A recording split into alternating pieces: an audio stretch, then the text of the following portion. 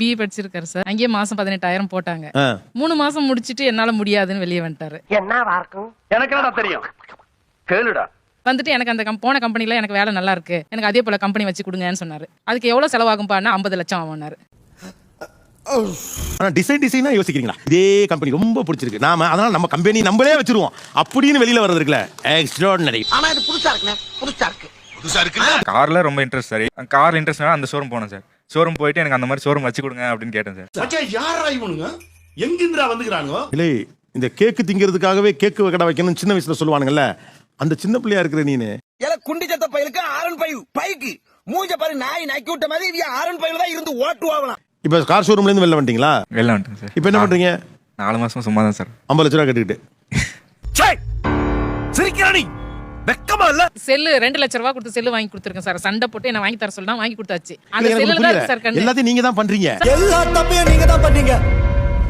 போதும்பா. ஒரு மாசமா அடம் பிடிச்சி சாப்பிடாம கொல்லாம செல்ல வாங்கிட்டான் சார், எனக்கு வேணும் வேணும்னு சொல்லிட்டு. அம்பாட்டுக்கு திடீர்னு சட்டையெல்லாம் கட்டி போட்டு அம்மன் கொண்டே போய் ரோட்ல நிப்பான் சார். அவங்க அப்பா கேட்பாங்க. ஒரு 6 மாசம் சம்பளம் வச்சு அவருக்கு வாங்கி 6 மாச சம்பளம்.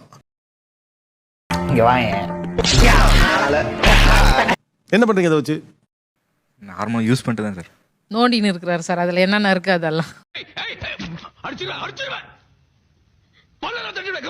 அப்பாவுடைய 6 மாத உழைப்பை உங்களுடைய ஜஸ்ட் ஃபார் ஃபன்னுக்காக நீங்க யூஸ் பண்றது உங்க குற்ற உணர்ச்சி உண்டாக்கலையா? ஏல ஊருக்குள்ள பிள்ளைய பெத்து விட சொன்னா எல்லாம் குட்டி சாத்தானையும் ராப்பையையும் பெத்து விட்டு வீதியில மேய விட்டுருக்கானுங்க. சார் எனக்கு இப்ப இனோவா கார் வேணும்னு கேக்குறாரு. நீ சம்பாதிச்சு வாங்கிக்கோ பாருங்க, கேட்க மாட்டோம் சம்பாதித்தேன்னு சொன்னா அதெல்லாம் முடியாதுமா, நீ வாங்கி கொடுத்துருமா. இப்படி ஒரு ராட்சசி என் வயித்துல பிறந்தான்னு பெத்த வயிறு பத்திட்டு எரியுது. ஏழைன்னு வேற சொல்றீங்க, எனக்கு அதையும் நம்ப முடியல சார். அவங்க அப்பா உண்மையிலேயே மேஸ்திரி வேலை தான் செய்யறாரு சார் இன்ன வரைக்கும். அப்பா மேஸ்திரி, ஆவரேஜ் குடும்பம். 50 லட்ச ரூபா கொடுங்க, நான் கார் ஷோரூம் வைக்க போறேன்னு ஒருத்தர் வந்து கேட்கறதுக்கான துணிச்சல் எங்கே இருந்துச்சு நான் கேட்டேன்ல, இங்கே இருந்தா ஒரு பைத்தியக்கார பையிலிட்டு இந்த நாடு மக்களும் மாட்டிட்டு படுற பாடு. அவன் சொல்ற மாதிரி எல்லாம் கேட்டது எங்க தப்பு. எனக்கு உங்ககிட்ட ஒரே ஒரு இது மட்டும்தான் சொல்றேன், மக்களுக்காக சொல்றேன். அந்த ஒரு தோட்டம் இருக்குன்னு சொன்னீங்கல்ல, அது பத்திரம். சரி பாத்துக்கோங்க. சரியா? அதெல்லாம் விற்க மாட்டான். இல்ல அவன் விற்க மாட்டான். நான் வித்து வாங்கி ஒரு நாள் அழுவான், நீங்க விப்பீங்க. கண்டு விட்டாளையா, சூச்சமத்தை கண்டு விட்டாளே. அதுக்காக சொல்ல வரேன். அந்த போனை இப்படி சும்மா ஜாலியா வச்சு பார்த்துட்டு இருக்கல, உங்க அப்பா கையை நினைச்சுக்கோங்க, அவ்வளவுதான். ஓகே.